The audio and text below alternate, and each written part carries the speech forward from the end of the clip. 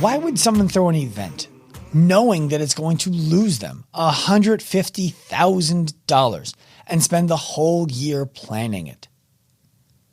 What's up, Active Lifers?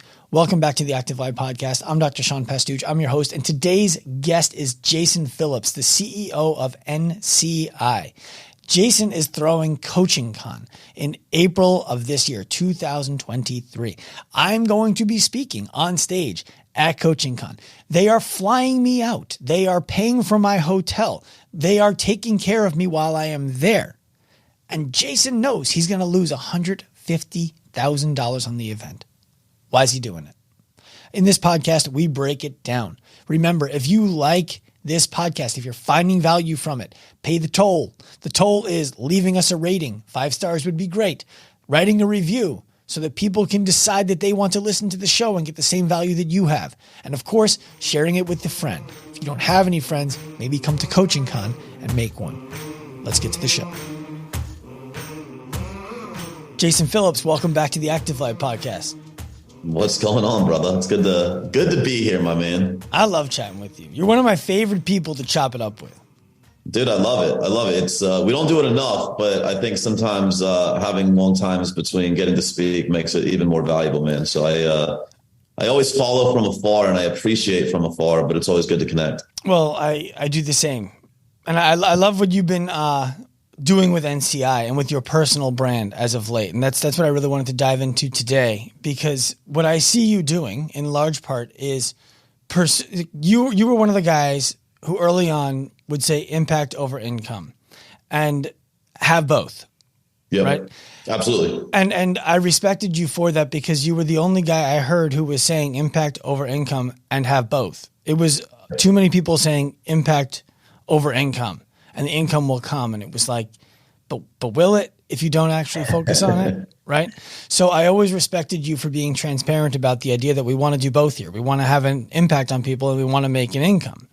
Absolutely. You made an income, you've made an impact, and now I imagine you don't need to personally make more money. I've seen posts that you've made talking about having 7 figures in a bank account, making 7 figures in a year, but you're putting your reputation and your finances on the line, throwing a huge event in Arizona in April. Yeah. And that to me, that can only be about impact. So I'm interested to hear where that all comes from. Yeah, it's crazy, man. You know, first of all, I think a lot of people they underestimate what it takes to put on such a large event. I mean, the events, we're targeting north of 700 people being there. It's far more than I ever thought it was going to be. And, we're talking almost $500,000 to put it on. Right. So definitely expense and probably some risk, but I don't really look at it that way. I feel like it's really just the necessary vehicle to do what we want to do. And I know that coming up in the industry, I went to a lot of events, and ultimately what happened was I didn't feel like I walked away with a significant amount of value. I felt like I walked away having gotten pitched. And everything was, set up with NLP to put you in a position to buy. And I'm a hyper buyer. And so I bought, and, I loved it because I understood the process, but I also felt like it could be better. And I think that, our community, they need something to come together. Like, in the fitness community, there's the NSCA conventions, the NASM conventions, but they don't ever talk about the business side of things. And I appreciate what they do. Don't get me wrong. But it's very rarely do they teach you how to create a career. And I'm very much of the opinion that there are lots of extremely intelligent coaches in this world that are not having the impact that they could have simply because they can't only do this as a job. They haven't figured out a way to monetize this at a high enough level to leave whatever full-time job they have, which that could be the problem in and of itself. But it's one of those things where I'm like, all right, I left Funnel Hacking Live, right? I went to Russell Brunson's event in January of 2020. And I left, and Russell always talks about you got to build your future-based calls. And he's like, we are funnel hackers. And he names his community. And I'm like, all right, there's an event for digital marketers called Traffic and Conversion. There's an event for funnel hackers. There's an event for coaches. I'm like, where's the financial growth event for online coaches? And it didn't really exist. There was lots of digital marketing stuff, but there was nothing directly for that. And I'll never forget, man, I picked up the phone and I called my team and I'm like, we have to do this. The original one was meant to be during the pandemic. That obviously didn't happen. But we made it happen. We made the first one happen last year. We had 600 people there. We had a great lineup, and this is year 2, man. And we've got amazing speakers like you coming out, and we've had a tremendous amount of support for it. I think that's been the cool thing. I think if it wasn't what it was supposed to be, we wouldn't be able to grow bigger in year 2. But I think that we delivered on our promise in year 1. And I think year 2 is just going to set the foundation for even bigger growth. Well, so the event is called CoachCon, yes? Yeah, Coaching Con. Yep. Coaching Con, it's going to be in, is it Phoenix in April? Phoenix, downtown Phoenix. So we actually outgrew Scottsdale. Nobody in Scottsdale could hold us this year. That's a good problem. That's a good problem. So one of the things I know that you are passionate about, because we've spoken about it many times, and we just talked about it a minute ago, is making sure that the product that people are delivering actually delivers value to the client. Because if they don't deliver value to the client, we can teach them how to make money for a very short period of time, and then they're screwed. So is it the responsibility of CoachCon, or is it in the scope of Coaching Con that the people who are in the audience are actually delivering quality products? Or is this for people who we're assuming are already delivering quality products and have done the work for 2 years, 5 years, 10 years, and they're like, I don't know how to make my product any better. I've put all of my effort into this. Now I want to turn it into a business. Yeah. I think the honest reality is you're going to get both of those avatars in the audience. I think it's our responsibility from the stage to articulate what's really necessary for growth and sustained growth. There's a number of tactics. If you scroll your social media feed right now, there's all the gurus are out there that'll tell you how to make $5 grand, 10 grand, 50 grand, maybe even 100 grand.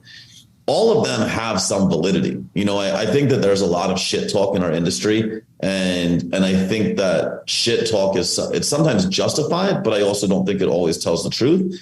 And people are like, oh, like that would never work. No, it would just never work forever. Because listen, I'm not a fan of cold outbound messaging, but I also can't refute the number of people that have created success initially off of cold outbound messaging.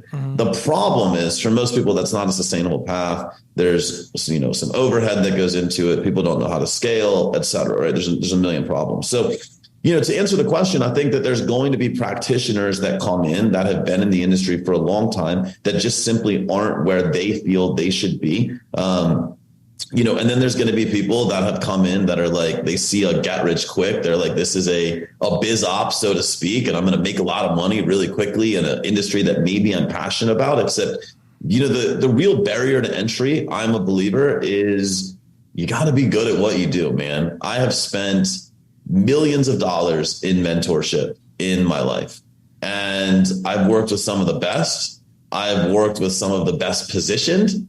And I've ultimately received some of the best and some of the worst. Some of the worst of what I've received was from the best position. The gurus that were out there that they got all the Facebook ads and supposedly have testimonials. And then, you spend 100 grand and you get nothing in return. And I think that really lit a fire for me to make that a massive push for us. As I've been mapping out my speeches, I can tell you that the opening speech is going to hurt a lot of feelings, because not everyone in the audience deserves to make a lot of money, and that's the honest truth. Might that hurt any sales that I'm looking to make? Absolutely. But I'll tell you this, man, I'm playing a much longer game, which is I'm only going to serve the people that should be served. If you're not good enough yet with your product, we have ways of helping you, right? I mean, we built NCI. NCI produces fantastic coaches. If you're not a good enough coach yet, go to NCI. Please don't come to me for business help yet. Well, I think that you said something that deserves the hair to be split on. And that was that there are people who are in the audience who don't deserve to make a lot of money. And I think that part of that will be that they don't deserve to make a lot of money yet. And they will if they build. And I think that you were insinuating that, and I want to make sure that people heard it, that it wasn't you don't deserve to make money. It might be that the reason you're not making money is your business isn't valuable enough yet. And so you come to an event like Coaching Con, you learn all the business skills, all of the values, and then you go and you try to deploy them and it doesn't work because your business doesn't have something worth buying yet.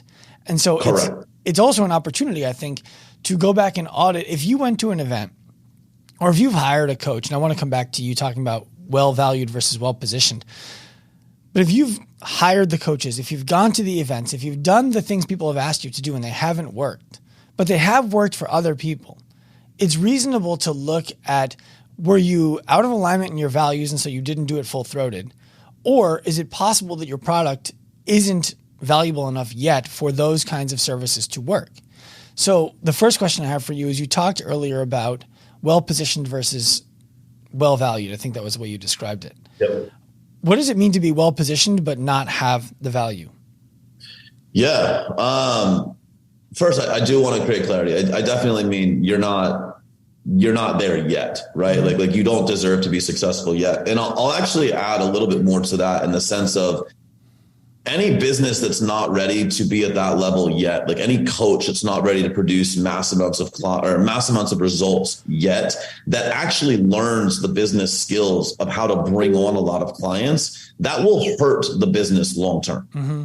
Like that is actually more harm than it is benefit. And I actually think that's a problem in our industry today, is coaches are learning the business side before they're really good at the practical side. And so what ends up happening is you get 10, 20, 30 clients coming in your business. You don't really know how to deliver a result. And all of a sudden you have massively negative word of mouth around your services. Mm-hmm. And overcoming that is harder than anything else, right? And so I think people really have to get that. Now, in terms of positioning and actually being good at what you do, I think there's two kinds of coaches today. I think that there's coaches that are really good at what they do, and then there's coaches that are really good at marketing. And very rarely do you get both. I think in this world, like, Alex Hormozi is a very good entrepreneur. And I remember in the beginning of what he did, he said, I want to be wealthy, not famous. And so he looked at that as like, I need a really good product. I needed to kind of go mini viral, but like I'll stay in obscurity. Now he understands that to really achieve all the things he wants, he also needs the visibility. But the biggest thing I learned from him was take a lot more time and invest that time into product quality.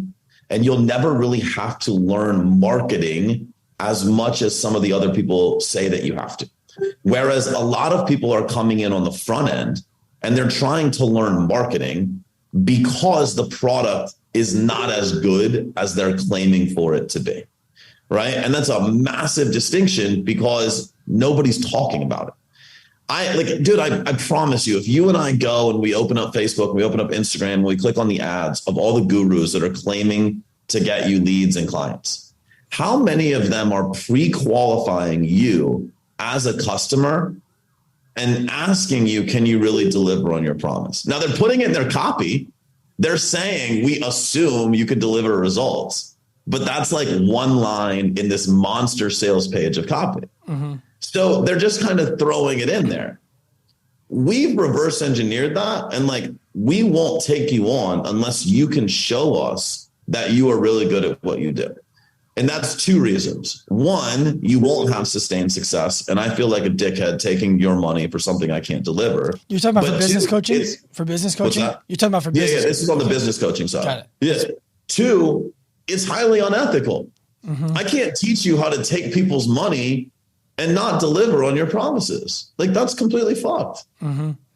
So how do you make that discernment? How are you evaluating?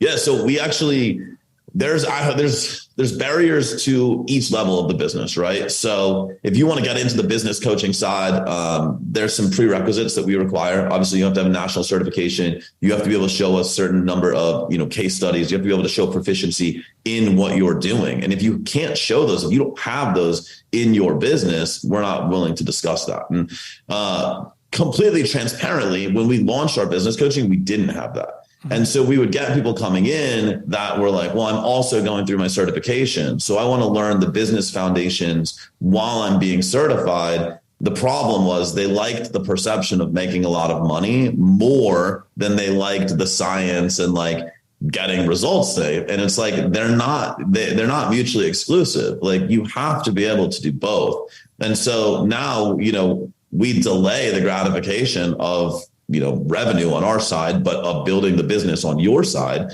And we just say, hey, listen, let's make you an exceptional coach first. Then you can decide if you really want to grow a big business with it on the back end. And ultimately, I can tell you in the last year, we've seen far more success and far more excitement around it. I just don't think it happens enough. Well, what you're doing there, the reason why it doesn't happen enough, at least in my opinion, is it's a really hard thing to do as a business because people are going to come in saying, I want to pay you to teach me how to do this thing. And all you need to do is say yes to put that money into your account. Facts. And the number one thing that a lot of business owners are looking for right now is more money in that account now. And so when someone comes and says, here's the money, place it in your account, give me the goods, it's a difficult thing to do, to turn around and say, I believe it would be unethical for me to take that money from you right now. And the people who are looking to buy oftentimes can see that as a slight if they lack the maturity to understand it was a gift, right? It was not now, right? Here's what needs to be true so that this will work for you. And it would be wrong of us to take your money because then we can't keep our promise because we know that you're going to take money and not keep your promise. And then we just become this vicious cycle of bullshit.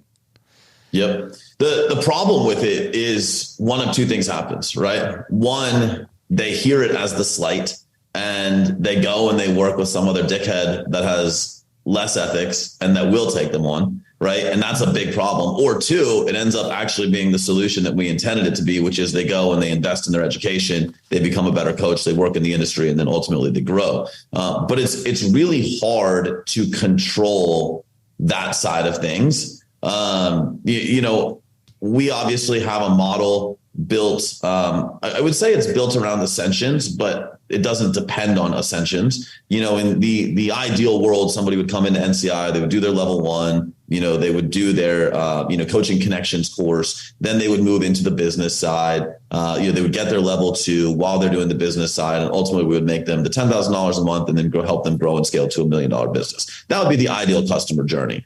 We're not dependent on those ascensions. We built a model that was dependent on ascensions. Honestly, the timeline would be too long for it to be a super profitable model. Mm-hmm. But I believe that with an extended timeline, if somebody commits all the way through, dude, it's magical what can happen. We just had to look at that and understand, obviously, the finances of it and build multiple access points that can also be sustainable and profitable for us as well as successful for the client. And it's hard, man, because we're fighting a lot of bullshit and that's okay. I think that we were early enough to the space, which is, I don't want to call it luck, right? But to some degree, we got in when it was good. And we built a lot of trust and we've shown a lot of validity around what we do.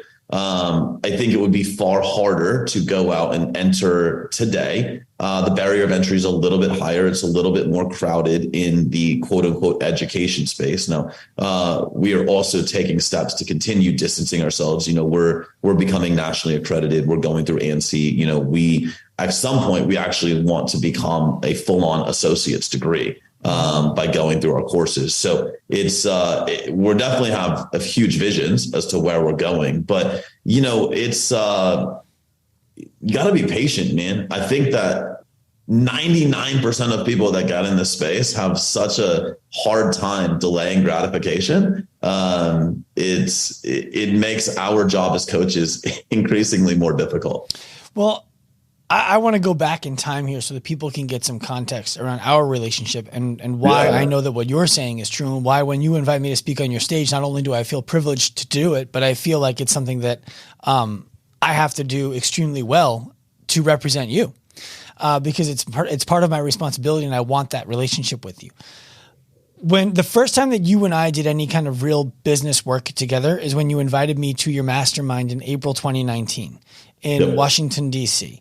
And when we were at that mastermind, you rented a small room. It was a U-size table. There might have been 15 people in the room, including the people who were working there. Dude, that's generous, man. Maybe like 8. Trying to make you sound good, man. No, there were at least 10. But in that room were people like Cody McBroom, who's gone on to, now he's put his balls on the table. He's building a great business with Tailored Nutrition. Christy Campbell, right? Who's in that room. I remember she was doing $4,000 a month in revenue, and she cried when she read her mission statement in the room. And you helped her turn into a real business person who I know generated $60,000 in new clients who she's genuinely going to serve just last month. Yep. And above and beyond all of that, the thing that was most impressive for me about you at the event was there were 2 ladies who were there also from Washington State. They flew across the country. They knew nothing about Washington, D.C. And they got an Airbnb in a very dangerous neighborhood. And when you found out where they were, you were like, no, you're not going to stay there. They'd already paid for the Airbnb. You knew they weren't making a ton of money. You got them a hotel room and you were like, you're going to come stay over here.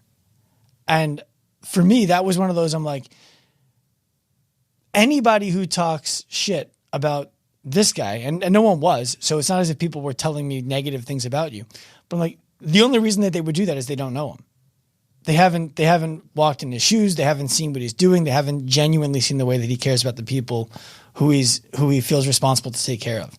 And so I wanted to share that because it's difficult for people to hear the difference between you and somebody who is just well positioned, who does have all the money to pay on the Facebook ads, who does say that they're going to do the things that you're saying that you do. And I want to erase the opportunity for doubt that what you're saying is legitimate, because those are the kinds of things that people don't typically get to hear about. Yeah, man, I appreciate that. It's funny. I forgot about the hotel part. I remember that weekend vividly. It was awesome. I remember everybody was in the room. I remember having you in the room. It was early on in the career, but I think that ironically, the reason I know that like this is the space I want to continue being in is like my passion from that day has never changed. It's only increased. Mm-hmm. And I, openly and honestly, everyone's like, well, why don't you do nutrition coaching anymore? Like, aren't you still a really good coach? And I'm like, just to be completely honest, I don't have the same level of passion to coach on the nutrition side. I was making no shortage of money when I shut down my nutrition coaching business. We were doing $3 million annually, December 2019. Was not hurting. And I love this. Right. And I've honestly thought about models where I take on less clients and make less money to go deeper with people. I'm very much in a position in my life where I get to make choices based on what I want to do.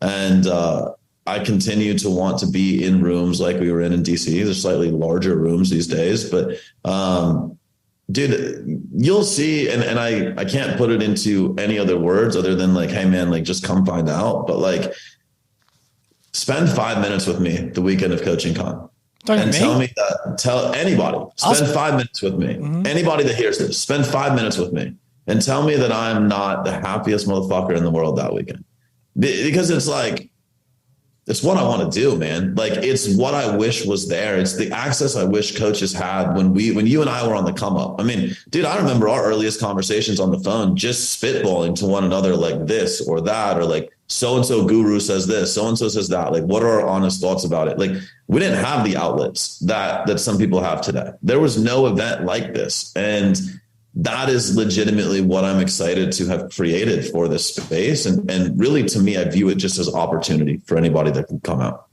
Well, I hope you have 3,500 minutes. If 700 people show up. I got a lot of them, brother. That's a lot of 5-minute meetings.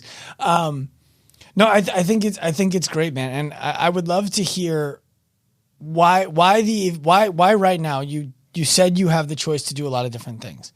So why a big event that, look, I've thrown events. I know they take a whole year to plan, mm-hmm. and you might make a little bit of money. You might break even. You might lose money and build a personal brand as a consolation prize. Yeah. Why do it? Like, I mean, like the people who you have coming, you have Rob Bailey, Dana Lynn Bailey, you have Alex Hormozy, you have Tom Bilyeu, you have Brad Lee, you have Hannah Eden, I get to put myself on that same stage. Thank you very much for that. You have yourself. Who else is, I mean, you have to recruit people to be able to do that. There's a lot of work there. Yeah. A lot of work, a lot of money, a lot of time, a lot of effort. No other reason than passion, man. There's a time every year where it becomes so difficult. I'm like, why the fuck are we doing this? And I think everybody, if you're doing something worthwhile, at some point you might ask yourself that. I've had conversations with Alex Ramosi where he's like, there was a time where Layla and I were on a walk and I looked at her and just said, fuck it all. Like, let's shut it down. And I think everybody gets that overwhelm at some point. It just is what it is. But it's opportunity, man. The connections that I've made in the last year since hosting the first event, the stories that I've heard. There was a gentleman that came last year that came out of the room, and I was taking pictures of people after the event. And he comes up to me and he says, I just want to tell you that before this event, I was almost positive I was going to kill myself. Oh, shit. And he said, I had actually started planning it. And he said, I'm here to tell you that I'm not going to kill myself, but I'm going to be back at your event next year. And he said, it was what happened in the room this weekend that completely changed my life. And I'm actually like proud to say he's in our community. He's in our program now, and he's actually doing north of $10,000 a month, and has no intentions of killing himself. But I mean, that's one person that spoke his truth out of 600 that were there last year. There was a woman I met that, had a substance abusing husband who didn't feel empowered enough to talk about it, to address it, or to get what she needed out of that. And, she sat there on the last day and said, I made the decision that either he's going to get help or I'm out. And I know now that he has gotten help and that they are working very hard on their relationship. Those are two stories. I can only think of how many others were in that room that just either haven't shared or didn't get the opportunity to directly share with me. And quite honestly, if it's only two, I'm okay with that. I firmly believe I've been through some shit in my life. Anorexic, broke, suicidal. Like I've been to the fucking darkness, to the rock bottom. And I always say that, I was put through those things because I also believe a higher power instilled in me the ability to not only overcome them, but to be willing to pay it forward. And that's what the event is about, is if you're in a position where you just want more, where you need more, where you need an outlet, where you just need to move forward, like that's what we're doing. Like, fuck the profitability side. I will almost bet you I'll lose money on the front end. As it's trending right now, I will likely lose money on the front end. That's okay. It's not a financial gain for me. And if I'm being massively transparent, I'll profit on the back end. There's, I'm totally okay to tell you the whole process, to how we set it up, why it was set up the way it was. Like, I'm very open about virtually everything we do. I think the more you try to hide, the more it comes across as sales. I'm not trying to sell you anything other than getting you to invest in a future if you're excited about it. You and I talked about it before this call. The people that won't invest 15 grand to potentially make 100 grand, like, we shouldn't do business together. We shouldn't talk. Like, you go live in your world. We don't see the world the same. And so, of course there's opportunities for people to move forward, but I also know I've invested those millions of dollars and I understand what lives on the other side. I've asked people to make investments and I've helped them see what's on the other side. And as long as we remain in alignment with our core values, like, I'm very okay with that. To give people a little bit of understanding of what you were just describing, the front end means the event will make less money than the event costs to put on. Correct. It's about $500K to host the event.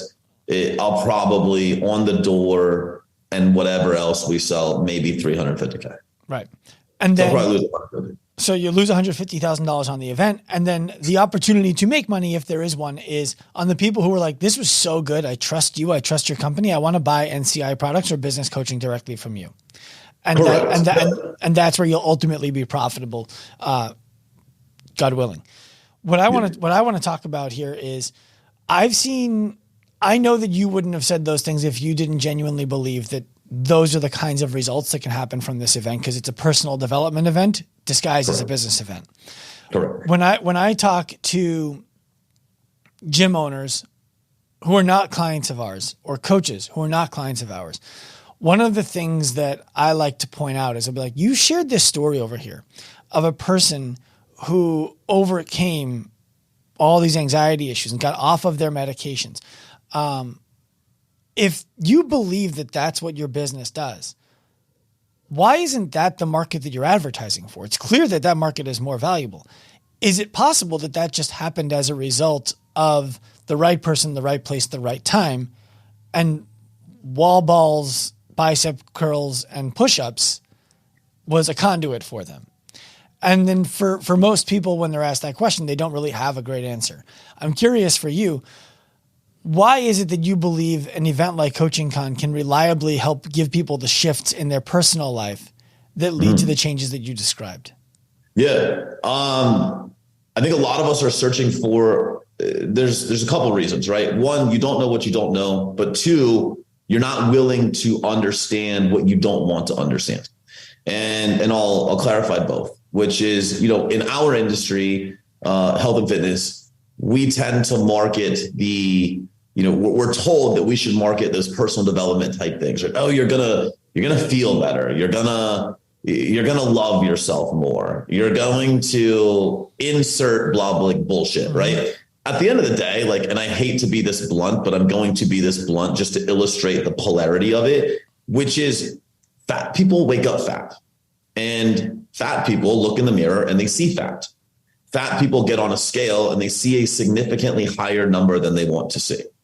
Very rarely does a fat person look at the scale number that is significantly higher than they want it to be and then say, I just want to love myself. That's not the inner dialogue. Unfortunately, the inner dialogue is, I want to see the scale go down. Now, we know as coaches, the scale going down is preceded and postceded by self-love. When you have the ability to treat yourself with respect, you will likely see the scale go down. When you see the scale go down, it will only stay down if you continue to love yourself. Unfortunately, the vehicle you're in the market for is not self-love. And so coaches and consultants cannot market self-love, or they will only find people that actively are problem aware of lacking self-love. And so when we do events, I'm not saying this is an event for kids that are suicidal. Otherwise, we would not have had 600 coaches in the room. I'm not hosting an event that says this is for people who have spouses that are abusing substances and need the power to make decisions, or we would have very few people in the room. However, when you get there and you start to realize that you are in control of virtually everything, you've actually found the solution you were looking for. And you knew you were looking for that solution, but you were disguising your pursuit of that solution with your desire for health and fitness. And so it's like, you don't know what you don't know, which is you don't know you need self-love. And that's the first part. But then it's, you don't know because you intentionally aren't looking. And a lot of people are disguising their pursuit of becoming better with other passions, because it's like, listen, man, I've been suicidal, right? When I was suicidal, I was not looking for people to save me from wanting to kill myself. Everything was disguised from abs, but I didn't really want abs when I was 18. I wanted people to like me more. I wanted females to like me more. I wanted more respect from males. I wanted to be noticed more because I didn't have those things until I was 18. And so but that wasn't a conversation that an 18-year-old male is willing to have. What a fucking 18-year-old dude is going to be like, oh, I really lack attention. No. And so I think that's the answer. I don't think it's overly sexy, but I think it's absolutely the truth. No, I think it's great, because I think that what you're describing there is the value of stuff like therapy is for the 18-year-old to actually get to the point of telling somebody, I just want to be loved. Yeah. That's the purpose of, and I'm probably oversimplifying it, and the therapist is listening to this and they're angry with me right now, but you follow what I'm saying. You know what I mean? It's how do we get this person to talk about the internal problem, not the internal dialogue, the internal problem. that they don't even know is the problem that they have. But as soon as it's on them, they're like, yeah, that's the problem. Okay. Yeah. Well, it's funny that you said self-help, self-development conference disguised as fitness, because as you're saying this, right, and I'm listening, I'm thinking back to last year and I'm thinking about Ed Milet making everybody in the audience cry. I'm thinking about the number of times that I cried from stage watching breakthroughs. And literally like watching things happen in it, it's crazy because, and then you parallel it with therapy, which is an environment where somebody can say the things. I think some of the magic of what we do is when you step in the room and you're there for 3 days and you kind of build this family-like atmosphere with 600 plus people, you feel like you can let your guard down and you can tell the truth and you openly can say the things because, dude, I would love to live in an environment where I got to network and hang out every day with guys like you, right? Like if I went to my local coffee shop and Sean's there and, our network is there, bro, we're living the good life. Mm-hmm. Unfortunately, I'm going to Starbucks. I'm waiting way too long in the fucking drive-through. And the 10 people in front of me are not wanting to have this conversation. Mm-hmm. So we don't get those opportunities very often. So we don't put ourselves in a position where we feel like we can drop our guard. And we don't have these necessary conversations enough, in my opinion. I agree. And I think, you're popping light bulbs off in my head because I have a question for you, I guess. Yeah. I think before I ask the question, I think the same thing you're describing that is true for people who want to lose weight is also true for people who want to make more money. There's the difference is there's an imminent pain every day of I can't pay my bills as compared to I haven't ever been significantly overweight, so I'm projecting, but the future pain of sickness, earlier death, all of those kinds of things that are potentially on that person's mind. The imminent pain is probably things like I don't like the way I look in the mirror. I don't want to put this clothing on, but again, I can't speak for that person. I shouldn't speak for that person. Yep. One of the things that I've always held back from in our business is leading with, we're going to help you make more money. Even though the gyms, the coaches we work with, it's like, it's a given.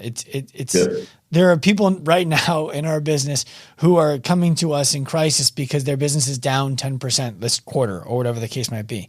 And we're like, hold on a second. Let's just take a deep breath. And let's look at where you were 3 years ago. Like, oh yeah, I'm 4X that. We're like, okay, well then let's take a second here. On the brakes. Yeah. Right. Up, down in an upward direction is a stable line. But so my question for you is, do you find that when you market a solution that has all the ingredients to solve an adjacent problem, that people will come in and not be ready for the adjacent problem and it will cause you more trouble than it was worth to bring them in? I think it's very different. I think it's the marketing dichotomy. I think that it's, I have a product coming out early next month and it's called like the Rapid Cash Framework, Rapid Cash Masterclass. And I'm very open that this product will 1,000,000% make you money. I think it's like $37, right? And the majority of people that have used this play have made $10,000 plus. I had somebody recently do like 400 grand with it, but he was like an influencer, right? Mm-hmm.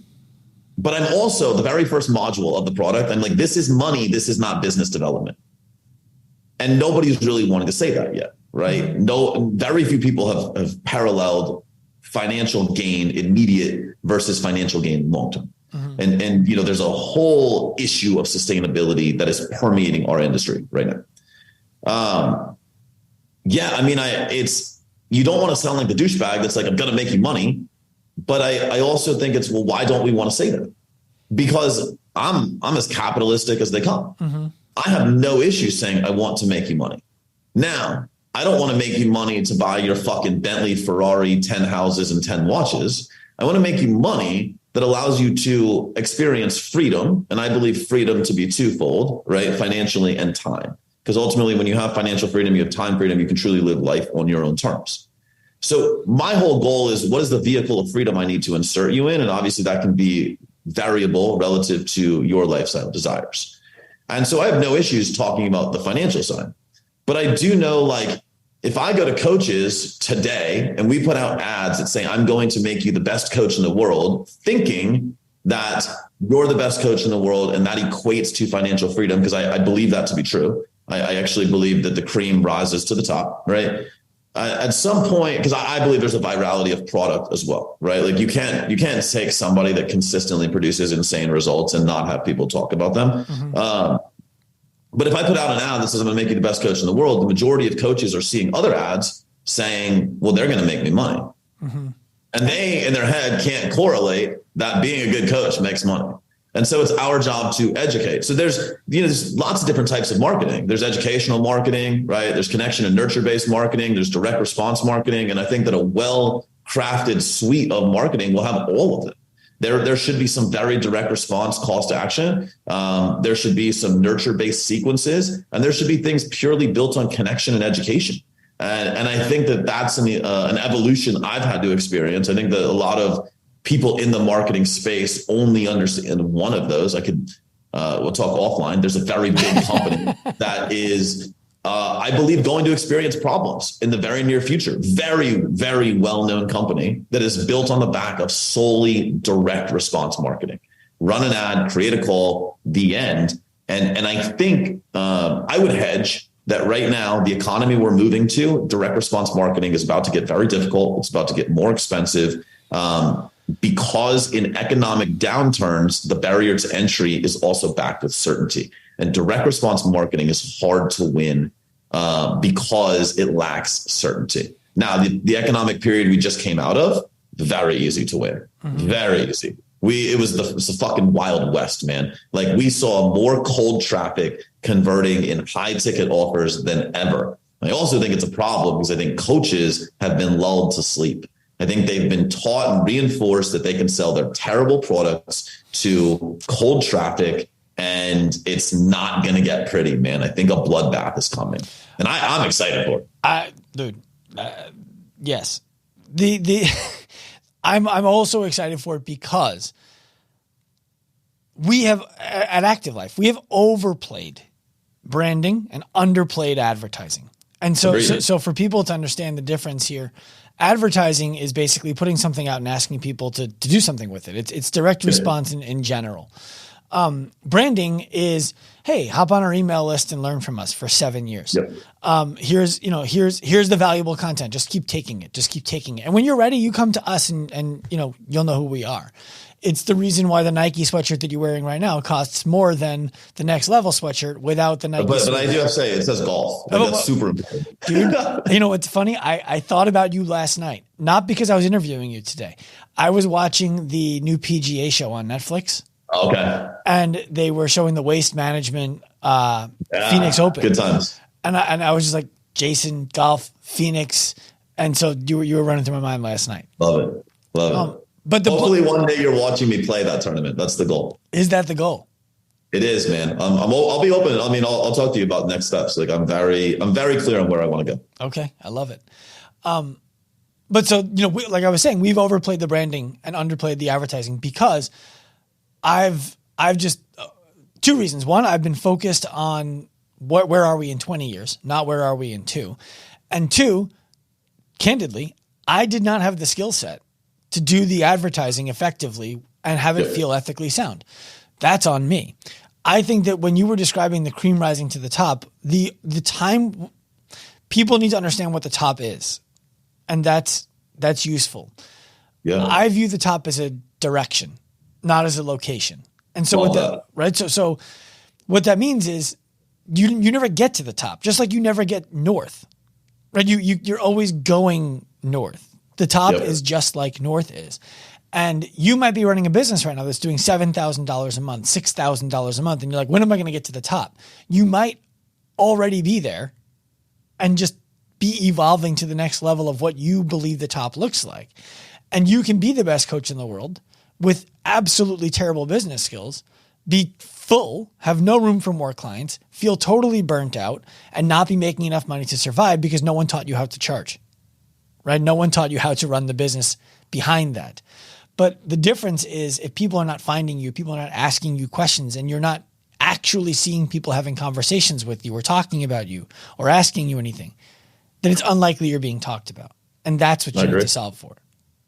Yeah, I agree. I mean, I believe conversations are the real arbitrage in business, right? I think attention and conversations are the two biggest things you should be arbitraging. I think most people are trying to arbitrage the sale, but I think that arbitraging sales is a very slippery slope. I think if you actually spend more time arbitraging attention and conversations, you'll build something that is more predictable and more sustainable. Mm-hmm. It's funny, man. I look at your business and I'm like, dude, you're hands down the best at what you do. And I just think you're under indexed on where you guys will get to. And so I look at you as though you are at the top. You may not be the most financially, you may not be at the top financially, quote unquote, like, top line revenue, bottom line revenue, but I believe you're at the top of what you're doing. And as long as you continue to lead from there, you're right. The direction will only continue to grow and you'll continue to lead. I think the top is a position of leadership because you're trend setting, mm-hmm. right? And I think that it's, for me, that's where I want to be. I know I've seen, man, like a year ago, I had such a fucking chip on my shoulder and all of our shit got like ripped off and people were literally stealing the things like we do with our clients. And I was ready to put everyone on blast. And it's funny, man, like, in the last year, I've really done a reframe on that in the sense of like, you know what, that's just reinforcement that I'm at the top. Not that I'm making more money than you, not that I'm better than you, but that we are putting things out in the world that are so valuable that you feel like they're valuable enough to want to use with your clients as well. And it really reframed because I'm like, I want to do more of that. Mm-hmm. So I'm curious how you handle that because we have a Slack channel for our team. And one of the things that happens frequently within our Slack channel is people from Active Life. We have 31 employees now. People in Active Life who see something that I said. And they know I'm the first person who said it because I came up in a staff meeting. Like, oh, that's a good idea. Yeah. I'm going to say that. I say it. And then a month later, this other company is saying it. This other company is saying it. This other company is saying it. And it's not things like, here's what we should be doing. It's like, here's how you do the thing. You know what I mean? So we know that they're not doing it. We know that they just think the language that came out of my mouth sounds good. And so they decided to put it on their content. And I battle the same thing you're describing where I'm like, this is cool. Like they're following our lead. This is a sign that we are simply time and consistency away from them asking us how to do what it is that we're doing instead of them looking at us as a company they need to hold down. My question to you though is how do you fight the urge to come online and be like, hey, I want to show you when I said this thing, bing. And then I want to show you when they said this thing, bing. And here's what we actually do. What do they actually do? I want to do that so bad. How do you avoid it? I will say there's a time where I didn't avoid it. And I'll tell you that it got me 0 clients. Right. And it probably just got me enemies. Whereas, I think, man, I just got to a point where we have a very clear mission statement at our company, which is to change the lives of 1 billion people through the vehicle of nutrition coaching. That's a lot of people. And I know that I certainly will not do it. I know that the current depth of our community will not do it. And I want to see the ripple effect of what we do hit 1 billion lives. And, I start including these people that are ripping us off. I'm like, hey, like you're still trying to help someone. And I think that on the come up, man, we're all influenced by other people. And, none of our ideas are 100% original. They all have influence. Now, there's a big difference between theft and influence. And some of these people never learned that line. That's okay, man. Like, I also know if we're the ones that put that out and you're forced to copy us, that means you have no ability to think independently. And if you're stealing the shit I was using, like you're already behind me because I'm already innovating and I'm already doing new things. I'm starting to see things that we made really popular in the last 18 months. People are just putting them out as being brand new. And I'm like, cool. I actually am now in disagreement of the way that I was doing it because I've evolved it to make it way better. Mm-hmm. And so I almost laugh. But I also recognize, dude, I get 24 hours in a day, several of which I want to spend with my family. And the other time, I certainly don't want to be focused on your stupid ass. Like I want to be focused on my community and the people that need my help. And so that's really how I did it, man. It's a growth, it's a maturation, it's an evolution. maybe being a dad, maybe losing my dad last year. I don't know, man. I don't know what made me really just kind of grow up, but I really want simplicity in my life. And I think that adding that level of stress is in direct contrast to the level of peace and simplicity I desire. I think one of the key things that you said was you want to focus your energy on your community and on your family, and that the use to spend it on anyone else's nonsense. I think the exact language was on your stupid ass was, that, it's true. It doesn't make it feel any better. It don't make it easier. Don't get me wrong. I still have urges. Right. Well, it's funny. Like when I was telling you, I recently spoke on Dr. Gabrielle Lyon's podcast. And one of the things she said to me was, you have a great reputation. Everyone I talk to says you're a connector. You're always down to help. And that was the thing that stood out to me the most, because I told her 5 years ago, I don't think that would have been true. And I think that would not have been true because 5 years ago, if someone did rip off my content, I am absolutely shining a light that is arguably a flamethrower at them. Right. And that didn't make any friends. That didn't grow the business. It just made me more angry all the time. And it wasn't valuable. So it's a useful thing to remember. I appreciate you reminding me. Yeah, there's so many examples, man. And I always remember, like, if I do this now, like, what kind of precedent am I setting? Because we could look around the industry and we're both being ripped off right now. And is that the precedent we're setting of how we're going to handle it moving forward? Because the volume of it is only going to increase, right? The more prominence you create for yourself, the more likely people are going to go out and steal your shit. And so if you're setting the precedent that the way you react to that today is overreaction and throwing flamethrowers, then you better fucking stock up, dude. Yeah. Because you're probably going to need an army to deliver for you. Yeah. And I'd rather build an army of people that are learning our stuff and benefiting from our stuff than I would an army of people defending us. And I think that, Gary Vee always said, you get more bees with honey than you do vinegar. And it's, I love Gary Vee through and through. We could dispute the hustle thing all day long, but like, I think who he is as a person and his outlook, I think he's a generational talent. So, not to make it overly emotional, but for me I look at it as a growth and maturation process. And it excites me that I can do that. And I think, ironically, what you said about Gabrielle, where she says you're seen as that person, I would agree, man. Like, you have that. If you would have asked about me like 5 years ago, I was a fucking dickhead. I mean, I'm still a dickhead, but I'm just a more evolved dickhead. So, I try to have less venom in like what I say. We're passionate about what we do. And I think that passion is often mistaken.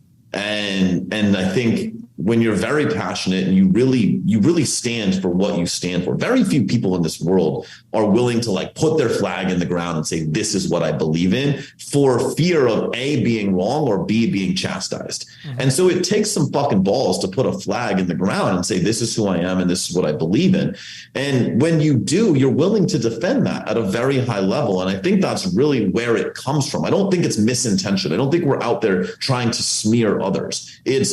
You're just like, yo, I took this, which is very difficult to do. I took this stand and I'm going to defend this stand. And it's not misintentioned at all. But it certainly comes off that way. And I think as you grow and you realize, all right, that's probably not the vehicle for me showcasing who I am. You just, you evolve. I mean, fuck, dude. I look at like Andy Frisella, Ed Milet. I look at some of these guys, like, Andy's still aggressive, but I think if you listen to how he delivers the aggression, it's changed. Mm-hmm. I think of some of the people that have evolved in that manner, like the Ryan Micklers, the Ryan Stumans. Like, in the beginning, they were fucking bold.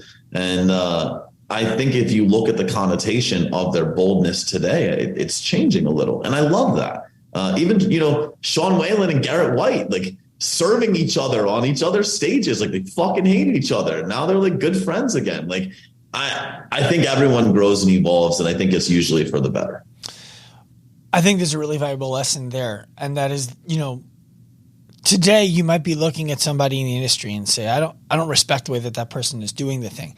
You have a choice, and that choice is to put that person on blast or to keep it to yourself and to see what you can actually learn from that person in the moment, to assume they're doing their best, and to leave the door open for maybe one day they say that what I was doing 5 years ago was the wrong thing. But if you come out right now and you put that person on blast, you don't have the opportunity 5 years from now, unless if you're really prepared to be the one who goes to the other person 100% and says, I blew it 5 years ago and I blew it every day since, not apologizing to you. Yep. And that's way harder to do. And then just because you did it doesn't mean that person's like, oh, okay, you're good. You're in my good graces. Yeah. Now you have to spend the next 5 years earning their trust again. Yeah, I mean, dude, I had that exact situation happen in my life where somebody recently, they made a stand to go and leave, I'll say, a year or so ago, and they had to pick up the phone and call me recently and basically say like, yo, I'm sorry I did it, and I'm sorry for everything that's happened since. And I ended the call and I'm like, yo, this is a good start. Like, you don't win it all back in a minute, but it's a start, and it's hard, man. But I also give that person a lot of credit for being willing to pick up the phone, and I have a ton of respect for it. And it takes a lot to humble yourself and act with humility. So I have a lot of respect for that as well. Yeah, Jason, where can people get more information about Coaching Con and you? Yeah, everything probably through my social channel, Instagram at NCI_CEO_Jason. Perhaps the worst Instagram handle ever. It used to be Jason Phillips' Nutrition, but the problem is I got ripped off. Like people make fake accounts of me, and then they would go and they would report my account as impersonating them. And so Instagram banned me. Stop. I swear to God, dude, it happened twice. I spent $10,000 trying to recover my accounts. Ultimately, actually, shout out to Lane Norton. Lane Norton introduced me to Jay-Z's lawyer, who happens to have an in with Meta, and they got my account back. The crazy part was I got my account back, but they couldn't shut down all the fakes. So I changed the name. There's now actually impersonators. So my whole thing is I will never directly contact you. I will never sell you multiple streams of revenue. I will certainly never talk crypto with you. So reach out to me if you need anything. I'm constantly posting about Coaching Con, posting links. You're going to have a link. For people to buy tickets. There'll be tons of information there. You can check out Nutritional Coaching Institute on Instagram. We're putting up content about Coaching Con. That is the way to go. You can also go to ncievents.com. You'll see a link to Coaching Con there where you can get your tickets. But man, I'm pumped, dude. The lineup's cool. And Tom and Lisa are big names, and Rob and Dana are big names. Alex and Layla are big names. I will openly say, I think more people, if they listen intently, will learn from your speech as one of the top 2 or 3. Like I can tell you, Alex will bring something very, like he spends a lot of time preparing all of his speeches, as I know you will, but like your shit is going to deliver, and I'm fucking excited to hear it.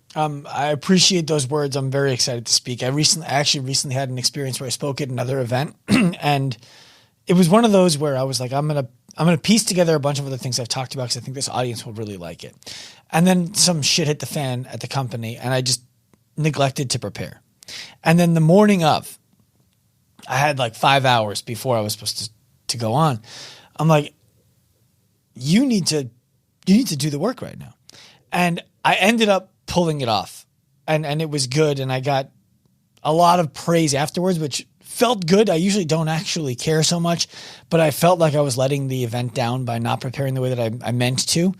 I've already started preparing for my speech that's 2 months out with you guys. Amazing. We appreciate that. Oh man. I'm bringing my wife. Hell yeah. It's going to be our first time. It's going to be our first time. My daughter will be out there. So my mother, last year for me, I lost my dad in March of last year, and then Coaching Con happened in April. And, so I would have killed for my dad to have been there, honestly, because it was, the biggest stage we've ever hosted. So, but to have my mom there, to have my daughter there was a really big deal. And obviously to have them there again this year is super cool. I also, have the distinct pleasure that my girlfriend is the event manager, and I have to tip my hat to her and acknowledge her. If we're talking about it here, she's put every fucking ounce of everything into this event, and she's put an amazing event together, and she deserves a lot of recognition too. That's very cool. I hope you bring her out on stage and celebrate her as the person who did it. That will absolutely be happening. She deserves every ounce of it. Like, she deserves far more recognition for the event than I do. Awesome. And so, Jason, if you can get me a link, we'll make sure to put it in the show notes, and if people want I'll do it for sure. They'll do that. Thanks for coming on, man. Brother, I appreciate you, man. I can't wait to see you soon. I hope you enjoyed this episode of the Active Life Podcast. Please remember, give us a hand, rate it, review it wherever you listen to shows. We are on a mission to humanize the healthcare industry by professionalizing the fitness industry to empower the individual to live a life unlimited by the way that their body looks, feels, or performs.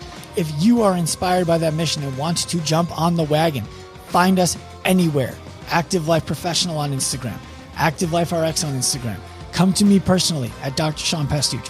We want to welcome you onto the train. We want you to be a part of the mission. We want to offer you the opportunity to pursue this right alongside us. We're inspired by your effort, and we hope to help you in your journey.